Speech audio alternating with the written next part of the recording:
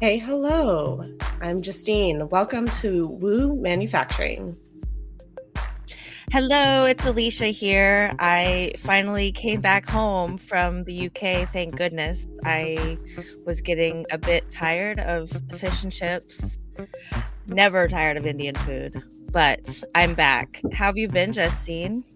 I've been doing well. I am working more hours than I have been before, but it just feels normal to me now. So that's good, at least.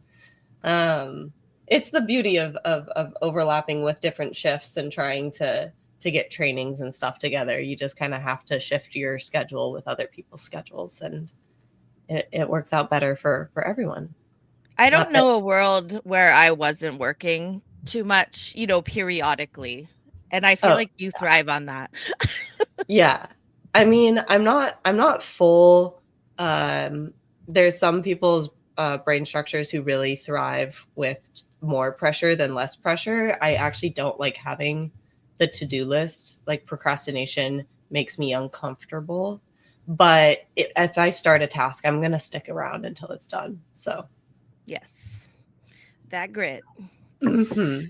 All right. So we are happy to bring you Lola Vars today, who is our first guest for Woo Manufacturing and a close friend of mine. I'm actually really excited because these two women are part of my support system. And so I wanted to welcome Lola to our podcast. Woo. Hi. Hi, Lola.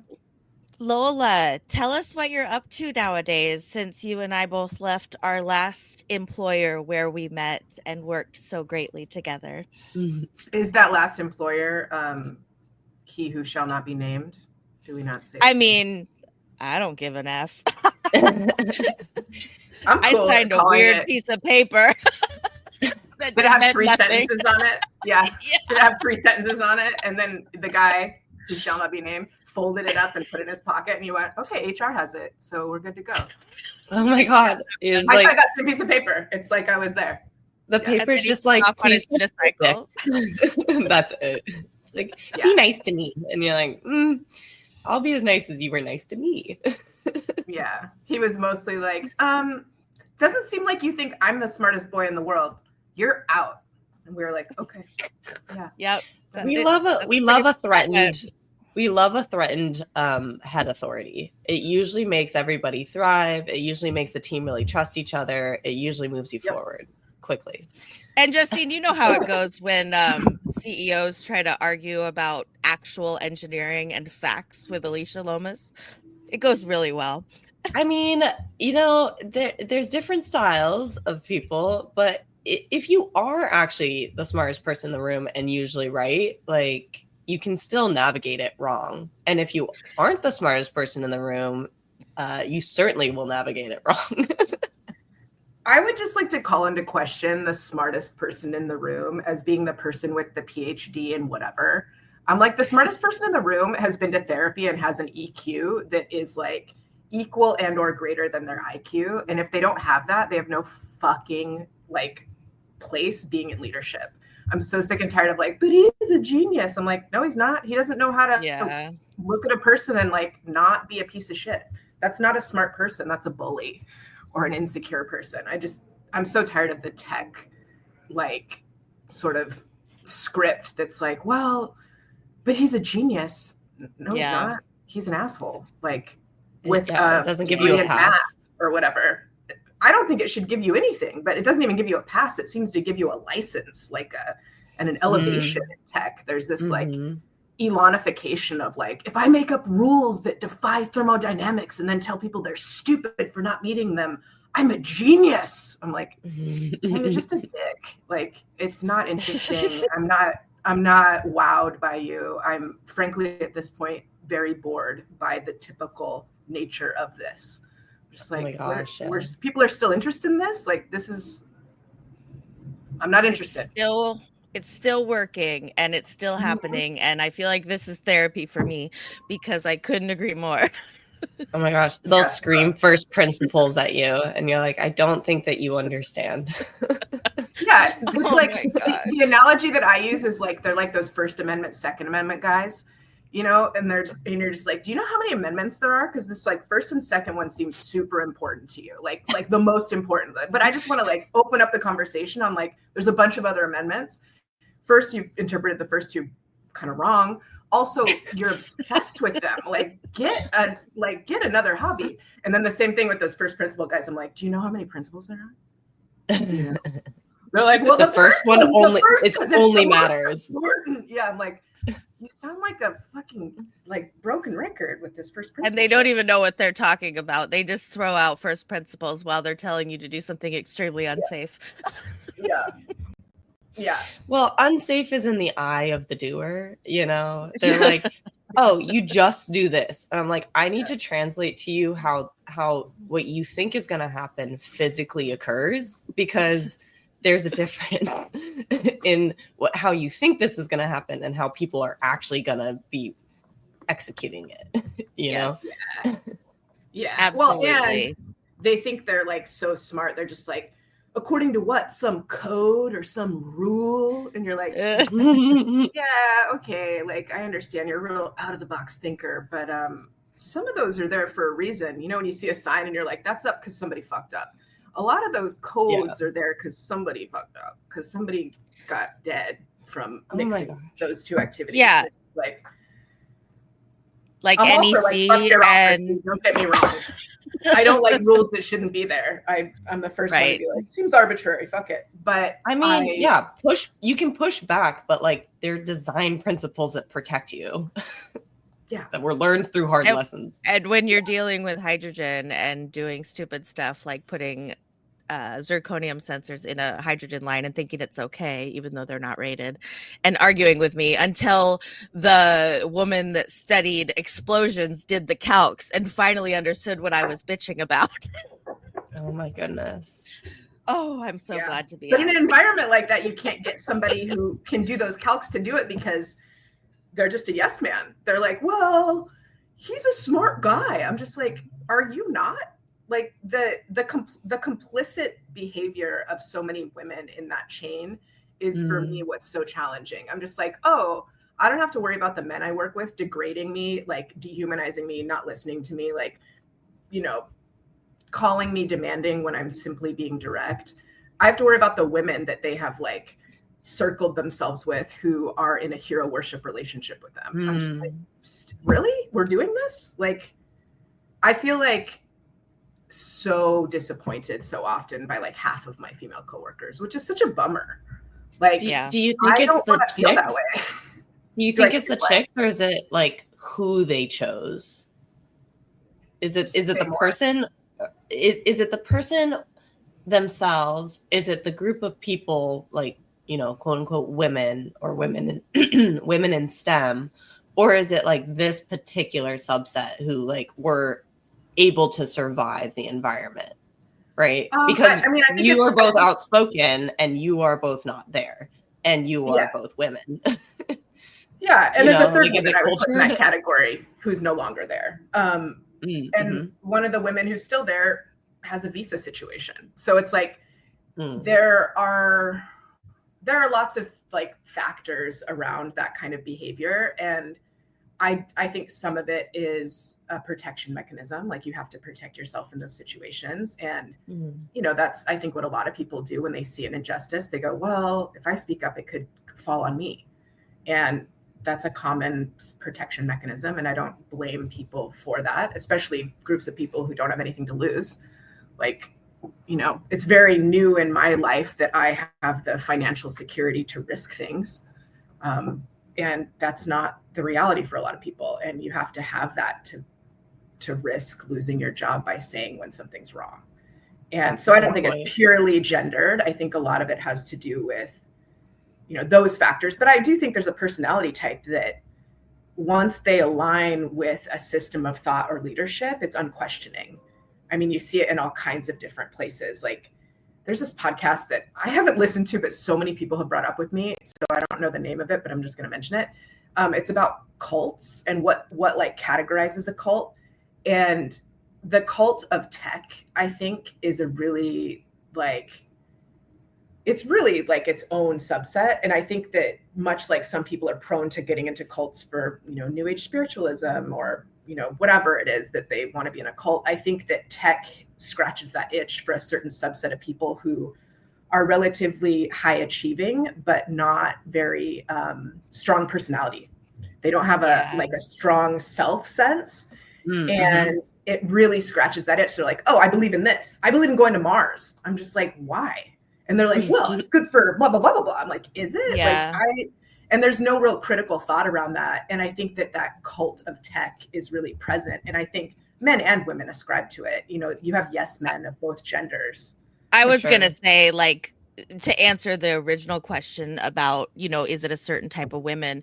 It's so many factors, but also they're emulating some of the yes men that, you and I have seen, Justine, in our previous employer. It's this whole, I'm going to get ahead if I say yes, and I'm not really allowed to say no because there's, this person's a bully or they'll make my life miserable. And, like I always spoke up and I was always I was treated a certain way because of it. And it was kind of dangerous for me to do that. So of course a woman is going to see that and take the path of least resistance, not be like Alicia because they don't like when she speaks up, even though we love everything she's saying kind of thing. And I mean, there is a bit of the group bond and I just want to assuage the situation because maybe I can quietly correct and it's not like a head-on confrontation. But I feel like conflict, when handled respectfully, is a good way of moving forward. And for sure.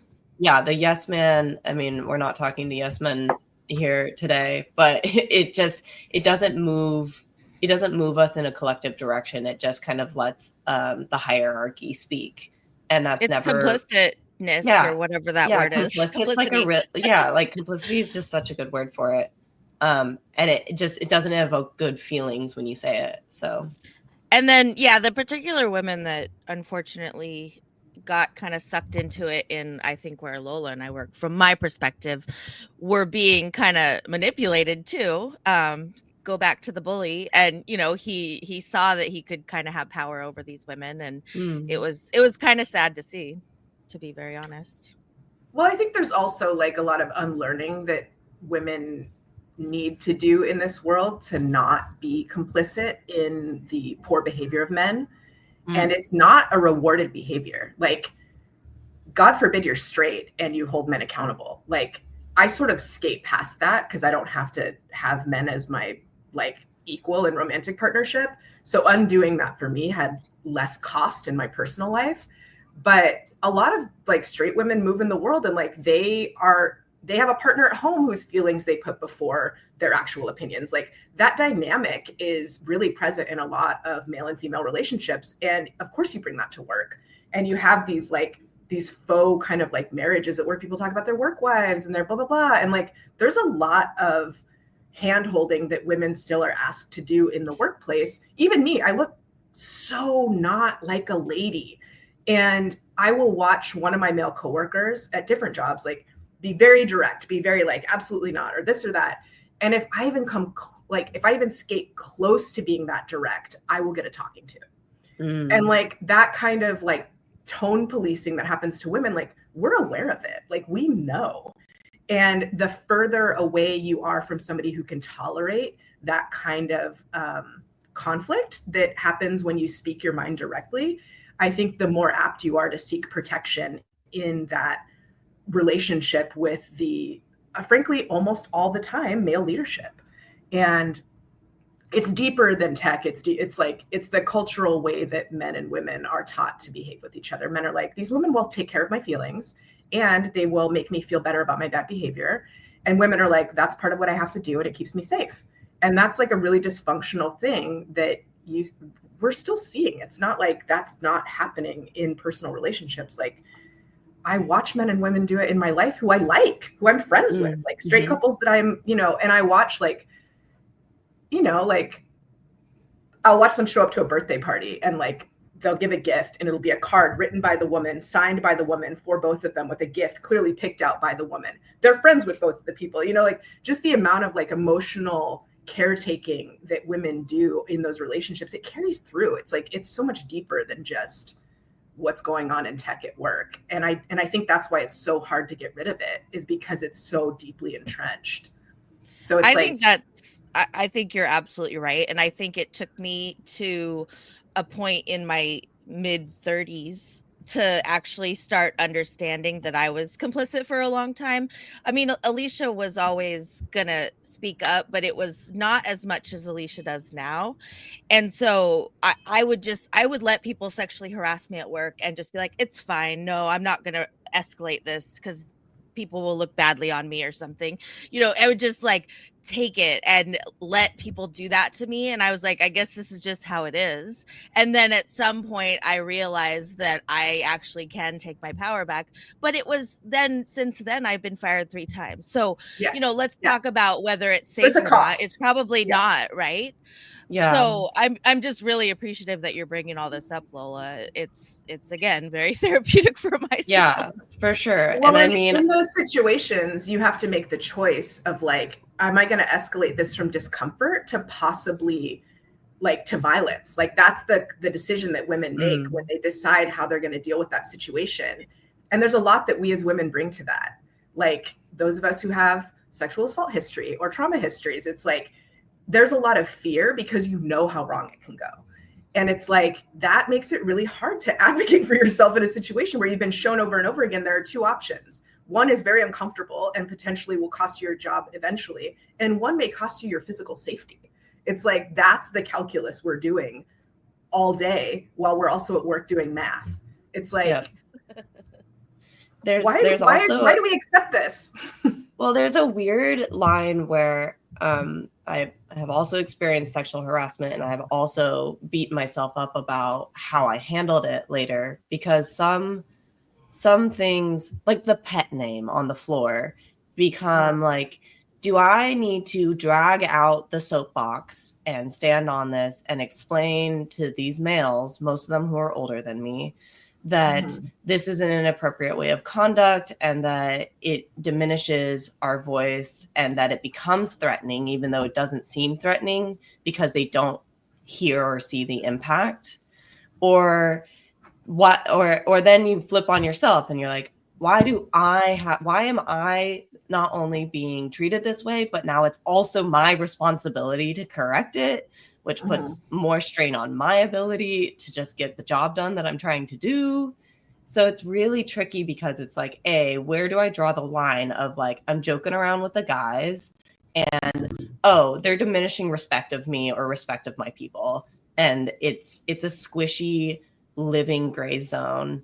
And as you try and assuage situations and you're navigating with people who have less emotional wherewithal, it becomes really, really challenging to like draw a hard line without losing a bit of street cred. Like you lose relationship with, especially if you're working with buddies on the floor and they're just being bros, but then you tip the scales into, now I'm being diminished.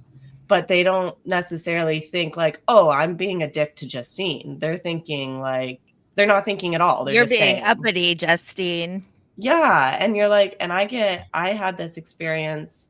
It's horrible. That was like, it was deliberate and disrespectful.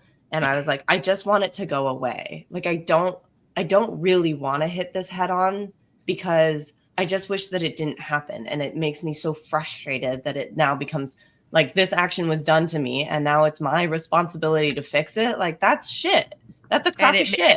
And this is why we need women in leadership. This is why we need a woman in leadership. And this is the thing that, the thing that I talk about over and over and over again is if you don't have women in leadership, you don't have somebody to like make these corrective actions in a way that has like any kind of support for the worker or any kind of change within the bureaucratic tree. And it's impossible to do it unless you have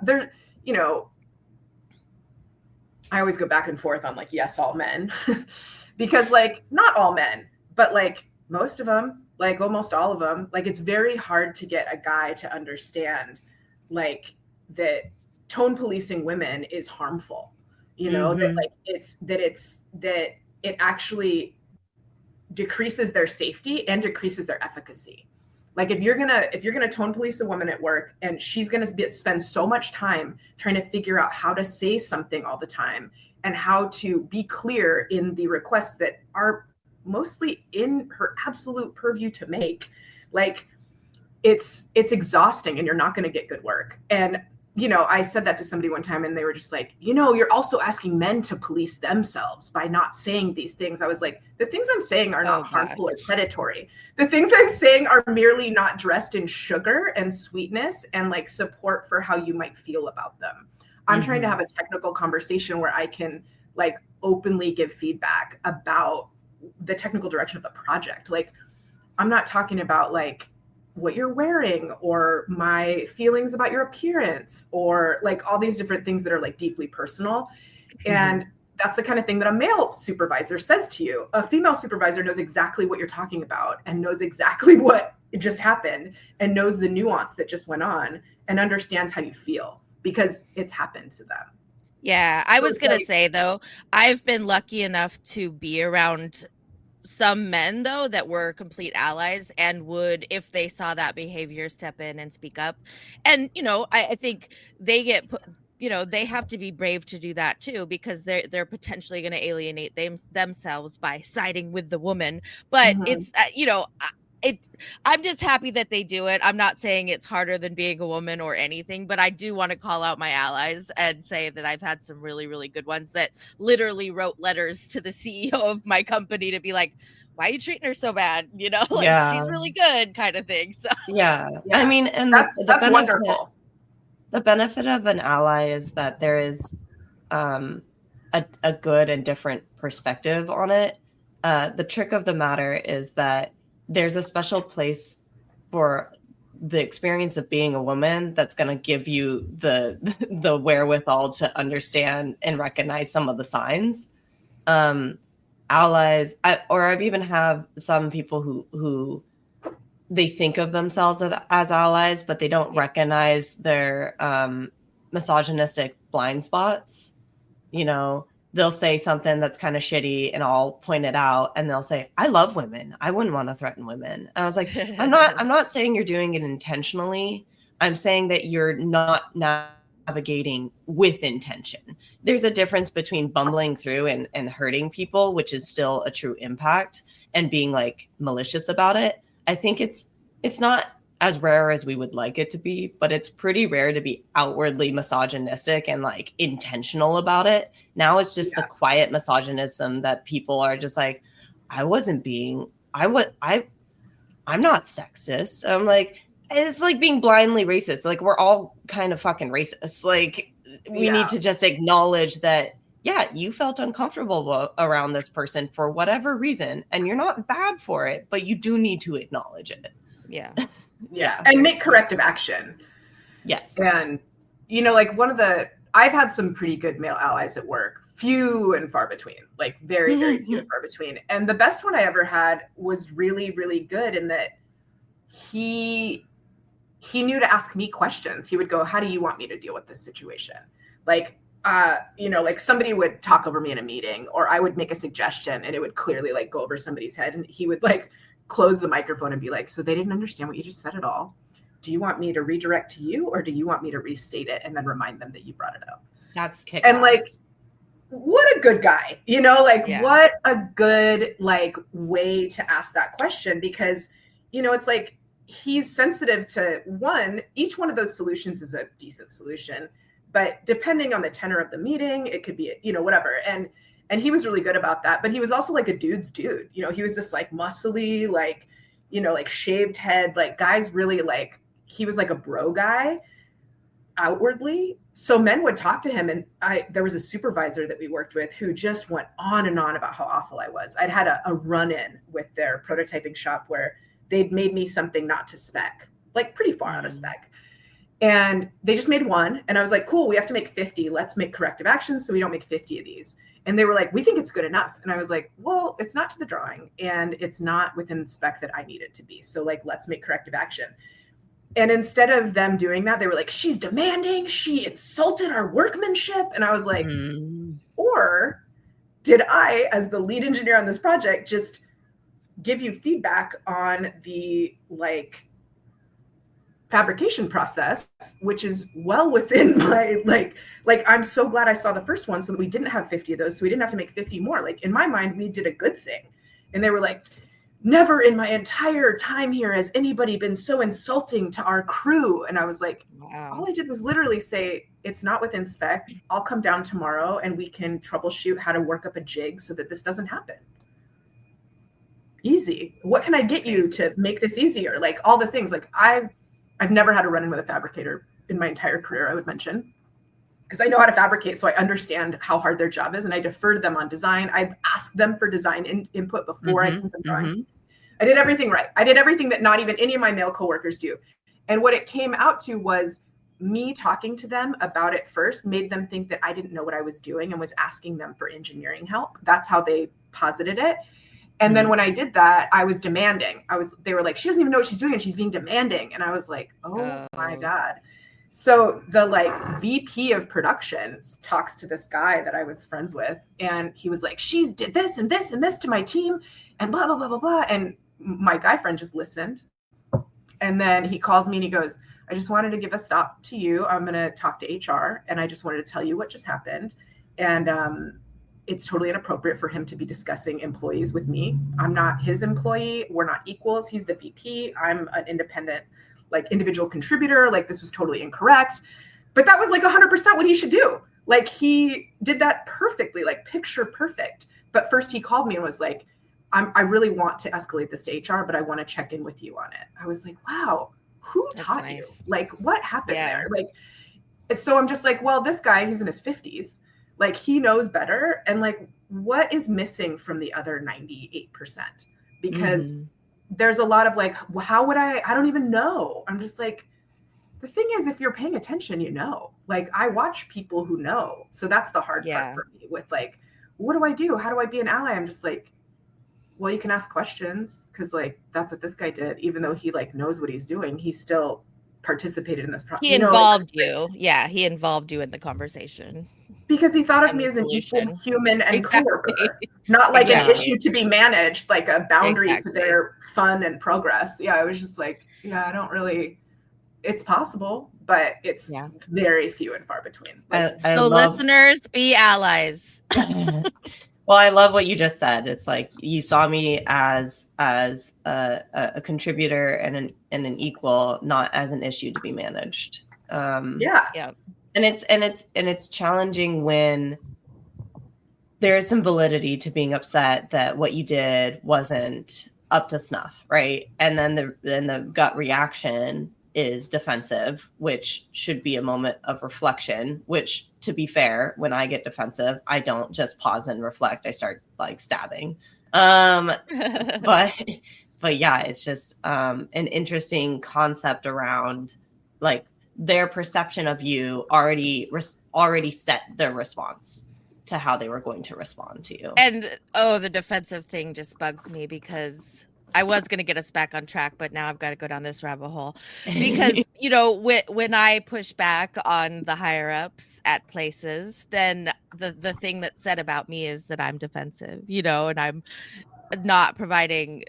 I need to think outside of the box and stop being so defensive. And then, you know, when you're dealing with a man that reacts very horribly to a woman knowing her shit, then, you know, they're defensive for a stupid reason. And I'm not even defensive. They put that term on me. Now I'm being defensive. I do sometimes feel defensive, and like, defensiveness for me is like a signpost to, I feel like I've run out of options. Like, it's usually because I've tried A, B, C, D, fucking to Z, and just been like, oh, I'm not getting through. And that's when I start to feel myself like, it's like a sensation where I'm just like, oh, I'm out of options. Like, I don't have any more options here. And that threshold for me is like a big signpost of like, something has to change. Like, something has to change. That's, you know, our previous employer, who shall not be named, like, that was the kind of, you know, because you can't be productive in that state. And I felt like I was in that state all the time at that job. Like, I felt like I was in a like constant state of, I have to defend every single thing I do. And that's exhausting. Like it made progress difficult. Like I was always so impressed at how much progress you made there based on how much pressure you had, because I hit walls all the time because I'd be like, oh, I can't do that because, you know, this gets in the way, or I had to defend this all day today. And now actually I think I need to pivot from that or try something different because my results are not what I thought, but I had to defend it so hard to get there. Now I have to it's really difficult to be nimble and engaged in an environment where you're constantly being pushed to defend yourself and your choices. And it's like, nobody thrives in that environment. It's a really bad way to get results. And it's a really good way to point and be like, you're the problem. The problem is you. Like, kind of. At a certain point, I do become the problem because I'm not making progress because it's impossible to like toil under these conditions. Yeah. No, it was obvious the difference between how I was treated and you were treated. I mean, I had the same inner feelings that I just avoided him because I knew that if I talked to him about data or sensors or whatever, he was going to say something about his Mathematica and tell me I'm wrong about control stuff. But he also didn't know control stuff enough to care, or so he kind of left me alone, where he wanted to be in the middle of everything you were working on because he had been thinking about it for years and he felt like he knew even though he didn't. So we had different treatment, and every time I would tell you, oh, I think I'm going to get fired, because I would boldly push back on him and the other person, and you'd be like, oh no, it's nothing compared to me. And you're right, like you were outwardly treated very different than me. Yeah. And I mean, obvious. And part of it was because, I mean, I think the way you put it was pretty succinct, of just like, there was this perception that, you know, what I was doing was just not up to the standard but it was like, we were doing the wrong project. And I brought that up like multiple times. I was like, we are pursuing the wrong technology for the solution. Full stop. I said that 5, 6, 7, 10 times. And then I just started saying it like at the end of every sentence. I was like, and we're pursuing the wrong technology. Like this component is not what we should be doing. Like it doesn't work. But there's no space for that in that environment. Yeah. He did not want to hear any of that. And we were all which is so funny because it's like, you know, they say over and over again, pivot, move fast, agile, blah, blah, blah, blah, blah, unless it means you have discovered that this technology isn't working because I'm the smartest boy in the world, my mom said. I'm just like, dude, you aren't. And it's really challenging for that to be like the reason that we're pursuing this. It's the cheapest, it's the best, it's the cheapest. Look at this infographic I made you. It's the cheapest, it's the best, it's the cheapest, it's the best. And be like, it's not the cheapest because it costs energy. And you have like refused to acknowledge that there's a dollar quantity associated with that. It's like when people get that far into their own tunnel vision on decisions, it's too risky to admit you're wrong. And like, I feel for men, like men also, like I don't think men have it great. I mean, I think they have it better than us. I don't think they have it great. Like, I think it's hard for men to say, I don't know, I was wrong. I think it's very hard. As a woman who like skirts the line, like I am pressured to never say that in ways that are social and nuanced, to like know the answer to questions and to like be correct in them and to like kind of right the ship when things are off. And I understand that social gendered pressure that men are under, but I'm also just like, why do we still behave like that's a solution? It's clearly not working. Like, it's not going great. Like, but you know, it's hard to say you're wrong. And I think it's even harder for men, especially men who haven't done any internal work, to say I was wrong. Yeah, let's do something different. And I think that the downfall of a lot of good, you know, I'm watching somebody light $25 million on fire right now from across town, and the Schadenfreude is beautiful. But oh no. But like, it's also not great. Like, that's not great for the tech environment. It's not great for people seeking funding. It's like, I don't want to. Not great for the employees working there. It's not great. Justine, I was gonna say, Justine, imagine trying to buy a valve to move powder that needs to be 900 degrees C. That seems easy, right? Like, you should be able to find that's an interesting challenge, actually. There are so many alloys that are like cheap, readily available, and just like up for the task. Also, it has to be space sealing, and there's like definitely polymers that are do that. No problem. Okay, so Wait, okay, never mind. My brain immediately went technical, but yes, and that's sorry. why I want to bring it back. So we've touched on engineering. We kind of did this in reverse. We talked about all the really interesting stuff that is good for the soul, but I do want to not leave without hearing a little bit more about your journey, Lola, because I find it extremely fascinating. So one thing about Lola, and I've never really heard like her version of her elevator pitch, but it's like she's a material scientist, she's chemical engineer, she's a mechanical engineer, she's a chemist, she's about all this stuff. And so I want to hear like how you like weaved through all of these specialties, because you're now a master at multiple things. And I hope you believe that, because I know that to be true. Thank you. I love that you just like glazed me. That was amazing. Thank you. Can I just like have you? Can I bring you with me places? Just like gas you up in the background. Yeah, like my high man. Like, yeah. It's amazing. Yeah, like, I'm here for it. You're shaking her down before she gets to the meeting. You're like, no, let's go. Yeah, I'm in my hooded robe. I'm ready to go in. I'm like, I know what I'm talking about. I've done this. Yeah, I'm ready. Whether you have a hype man or not, you deserve a hooded robe. Yeah, right. I have one, just in case you were curious. It's not here in the hotel with me, but I have one. Well, why the heck not? I have one.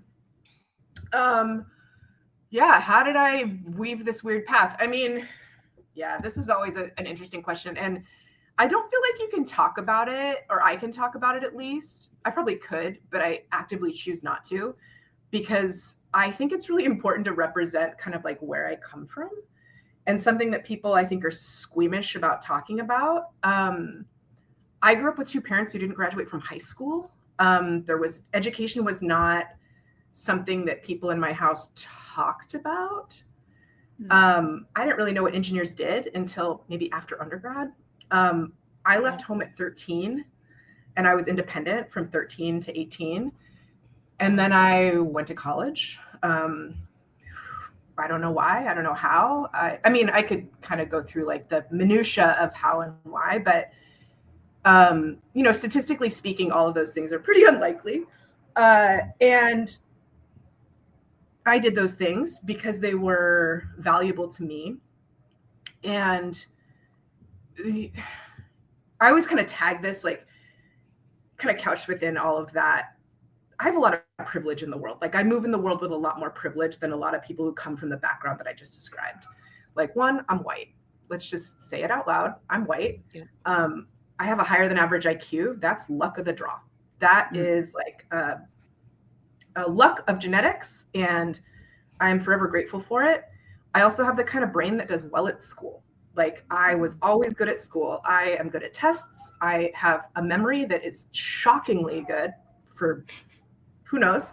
I mean, that's kind of the stand-in for American intelligence at school, especially at, younger ages. Like you're really just, you're kind of, you see something, you remember it. And then like, if you have the ability to start integrating it, you're the smartest kid. Like, and I wore that label a lot of like gifted kid, smart kid, like all these different things. And I think in a home life that was pretty unstable and not great in a lot of ways, school provided a very stable environment. It provided a stable environment where I had a very clear path, a very like structured set of guardrails that allowed me to kind of proceed with some awareness of where I was headed or how to get there. Like it's very laid out, like do a good job, get a good grade, do a good job, get a good grade. It's very, very simple. It's like, it's like the mouse in the maze. It's like, do the thing, get the cheese, do the thing, do the cheese.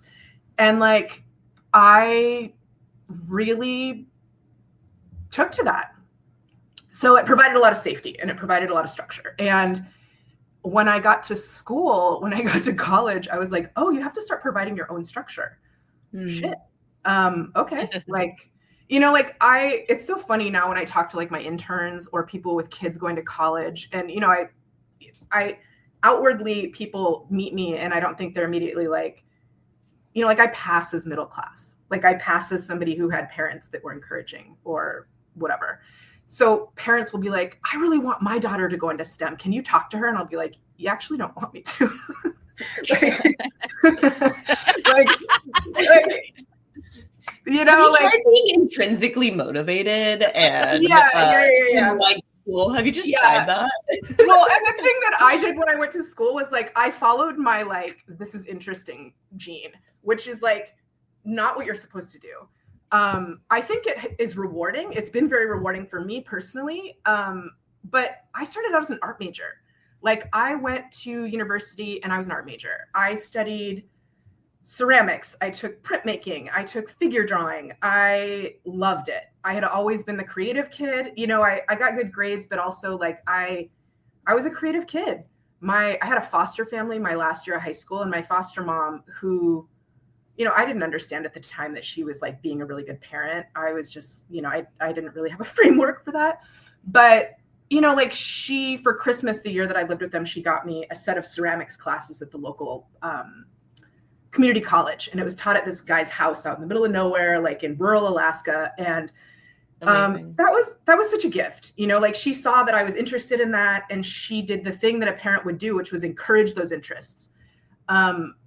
My parents came from a struggle background. If they saw something I was interested in, what they saw was, fuck, this is probably going to cost money. It's probably going to take my time. Like they were not encouraging. And I was like the kid that loved everything. I was like, I want to do martial arts. I want to do cross country running. I want to be on the volleyball team. And they were like, no, like it's too much shit. And I was like, I want it. And they were like, it's hard for us. We don't like it. And so my foster mom got me involved in that. And it really pushed me in a creative direction despite being like strong academically. And I had a great time. So I started school out doing that. And then I was completing like, I was getting like a minor in biology or something. I was like, well, you know, just in case I need a job or whatever. And, but there was no parent like sitting on my shoulder being like, so what are you going to do in school? I was like, you know, I'm just going to look at the catalog every term and just like pick some fun classes and see how it goes. And that's exactly what I did. That is literally what I did every term of my undergrad for my first 2 years. I was like, you know what seems interesting? It's like sociology of death and dying. I wonder what's going on in there. Like, let's go check it out. Yeah, you're not allowed to talk to my kid. Yeah, exactly. You do not want me to talk to your kids. Like, I will not give them advice that parents want. This is not the straight and narrow that I needed. No. And you know what's true is it's exactly what I needed. Like, it taught me to have agency and to actually like think of the world as interdisciplinary instead of subject-based. And I bring all of that into all of the projects I do. And that is why I am able to be, you know, like I didn't get the best education. Like I didn't go to an Ivy. I didn't go, you know, I didn't do all these things. And I'm routinely in rooms with people that I can go shoulder to shoulder with, who have way more education than me, who are way more on the straight and narrow, who are really on that path. And it's not because I'm smarter. It's not because whatever. It's because I usually can represent a part of these problem-solving elements that people who were straight and narrow weren't rewarded for doing. You know, like I really embrace the creative and the technical. And, you know, we no longer live in a world where you can't solve problems like almost by looking it up on the internet. Like you can solve math, like you can solve, you know, most of these problems we know the answers to, or we can kind of get there in an empirical way that is available. And you'll watch people kind of work that way, really empirically, really just like checking things off the box, like really moving linearly. And you'll watch people take a really long time to get to a conclusion that worked on paper but didn't work in person. And I see that a lot. And one of the things that I developed working creatively, and, you know, I'll mention this just because I think it's important. I ended up with a bachelor's in chemistry. And a minor in sociology, art, and biology. I was taking like 21 credits a term. Like, who even knows what I was thinking? Like, I can't imagine that now. Like, I was doing that and I was like coaching snowboarding and like I had a dog. Like, what was I thinking? Like, I would never give that advice to anyone. If I saw somebody doing that, I'd be like, take 12 credits. Don't be stupid. Maybe don't get a dog and just snowboard on the weekends. Like, you don't need a full-time gig doing that. But I did that for who knows why, because nobody was telling me not to. And when I moved into the professional world, I worked as a chemist a little bit, but I didn't really like it. I had one job at a startup where I ended up doing like thermal kind of engineering stuff that I really liked, but I was really exposed to like the the hard parts of startups in that job. Mm-hmm. Hardware startups are weird. That was like in 2003 or something in San Francisco. And then I became a carpenter. I was a carpenter for 10, 12-ish years, pretty full-time, while also doing production ceramics as I could fit it in, working for other people, making their pieces and parts for money.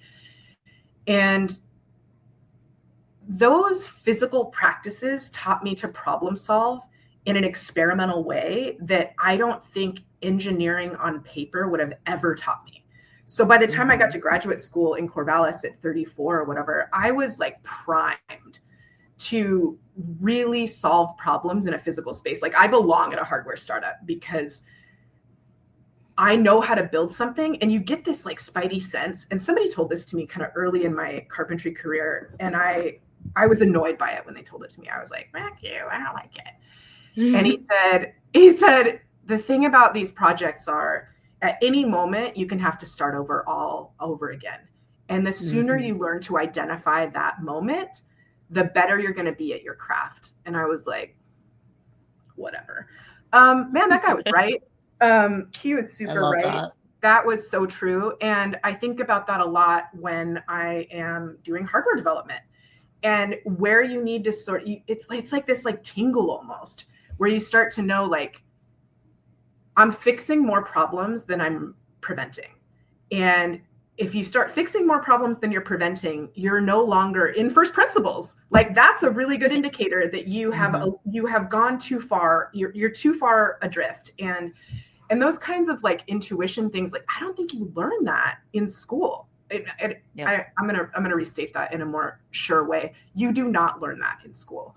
And I, so while my path has been pretty, weaving and waving, like all over the place, I will say for me, it's been the right path. Like I'm in product right now. I'm the head of product at a company, and it's really nice to be able to do systems level thinking that's both on the like kind of business development side, the market discovery side, and on the technical management of products. It's a really good fit for somebody who wants to problem solve creatively, because the further into my career I've gotten, the more I don't believe that the marketability, the market analysis, like all that stuff is not separate from the engineering. And the more you can sort of start to move in a direction that appreciates both of those things, the better off you're going to be in commercialization. Like the esoteric idea that, I heard another podcast. I sound like I listen to podcasts all the time, which is funny because I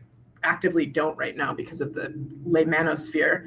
But I heard on this podcast, there's this saying that people always say, and it's kind of like a part of like Americana almost, which is, if you build a better mousetrap, they will beat a path to your door, beat a trail to your door, something like that. And it was this podcast that was like, is that even true? And they went into like the patent office, and it was like, you don't know how many patents we get every year for a better mousetrap. Like it is so, like, people really take this literally. Like, we build a better mousetrap and people will want it. And the fact is, like, you can build a better anything. If people don't think it's better, it's not better, it's not. So it's really hard for engineers to understand that, because they're like, it's better. It's better. The math is better. It's better. It's better. It kills the mouse with more force. The mouse never sees it coming. It really crushes this mouse. Like, you don't understand how good it is. It is awesome at killing mice. And it's like, is it 35 cents? Is it 35 cents? Does everybody recognize how to use it, how to place it, what it does? Does it check every single better box, or does it just kill the mouse with more force quickly? Because honestly, here's what's true. Most people don't care about that. And a lot of tech, I feel like, hits that envelope. They're like, it's a better mousetrap, so like it's better. And it's like, yep. Is it? It's like being correct in the conversation, but still being wrong. Right? Yes. Yes.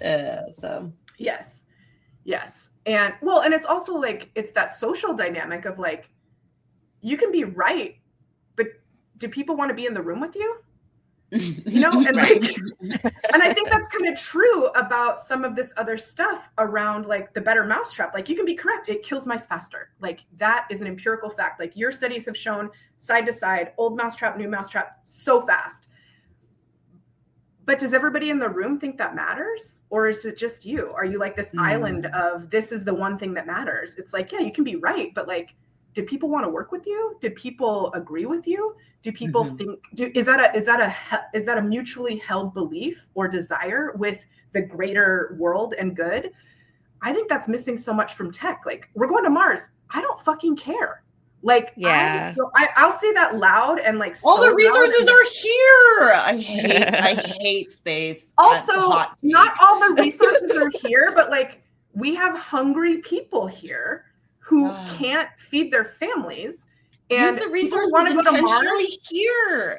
Yeah. People who want to go to Mars will tell you, and he who shall not be named said this to me, and he said, we solved hunger with the Haber-Bosch process. Yeah. And I was like, get fucked. I've been hungry. I've had parents who couldn't afford food.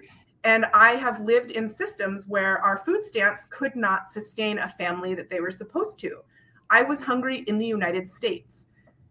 Yep. Get fucked. Like, do not say things like that. And that is what happens when only people with privilege and only people who come from a certain background are making these large, now social decisions. Tech is now making social decisions. Yep. And they're choosing the wrong social decisions because they don't have a template for what is actually socially wrong. Because for them, what's socially wrong is women said I can't say what I like and I can't say the N-word. Oh, I am oppressed. I'm going to Mars.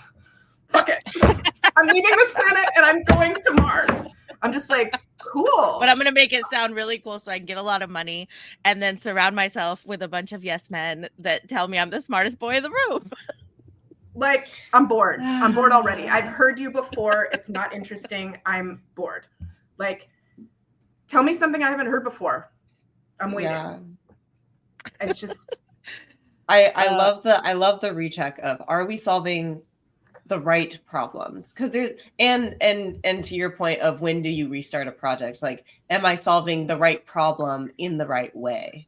Because that's the beauty in engineering. There's always another solution. I think it's most stark in like programming, right? You can or modeling when you're modeling. You can piece of code and do the same thing in 52 lines of code. And then a really clever person who's thinking a little differently or more structurally can do it in like 3 lines. Yeah. And I'm the 52 line one, and I don't do coding. But it's just amazing how quickly things get out of hand, where you're like, no, I'm doing it right. I'm doing it right. I'm going to keep, if I push hard enough, I'm doing it right. And it's like, can we level set just really quick? Just want to touch base. Let's use the language. You're going to learn a lot through that process. In my mind, I would call that the zero principle. The zero principle should be, are we solving the right problem? Are we solving the right problem? That's the zero principle. Are we solving the right problem? I think that's great. Yeah.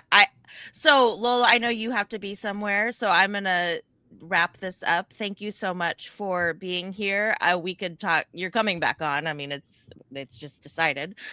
This was a lovely conversation. Yeah, you're a delight. This is my first time meeting you, and I love to hear your background. That is, you essentially created what college used to be, which was a safe place of learning and having perspective, and then we gamified it and also made it, for profit, and just fucked it up. So I'm so thankful that you had the experience that you had through education, and that it led you into, and it's not even education that got you there. It was your life experiences from and after. So, well, and let me be clear. I'm over $100,000 in debt from that experience. So I don't want to paint too sunny a picture of like, it really allowed me to have all this freedom. It's like, yeah, kind of, but also I am saddled with debt for the rest of my life, probably.